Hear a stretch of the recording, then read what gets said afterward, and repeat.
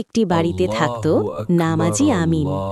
আমিন খুব সাধারণ ছেলে, কিন্তু তার একটা বিশেষ অভ্যাস ছিল, সে কখনো নামাজ বাদ দিত না। প্রতিদিন ফজরের আজানে ঘুম ভাঙলেই সে আগে অজু করত, তারপর মসজিদে যেত। নামাজ শেষে সে তার ছোট বাগানে পানি দিত। সেই বাগানে ছিল একটা ছোট আম গাছ, যেটা সে নিজ হাতে লাগিয়েছিল। একদিন গ্রামের সবাই বলাবলি শুরু করল, এই গাছ থেকে কিছুই হবে না, এত ছোট গাছ। কিন্তু আমিন হাসি মুখে বলল, আমি আমার কাজ করছি, ফল আল্লাহ দিবেন। দিন যায়, মাস যায়।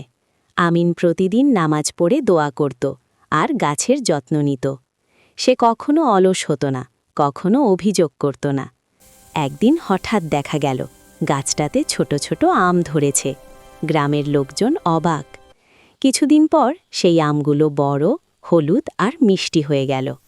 পুরো গ্রামে এত সুন্দর আম আগে কেউ দেখেনি। লোকজন বলল, এত সুন্দর আম কিভাবে সম্ভব?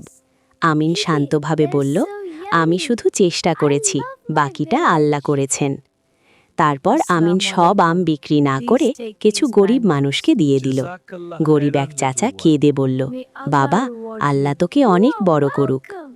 সেদিন রাতে আমিন নামাজে দাঁড়িয়ে বলল, হে আল্লাহ, তুমি আমাকে দিয়েছ, আমি যেন ভাগ করতে পারি।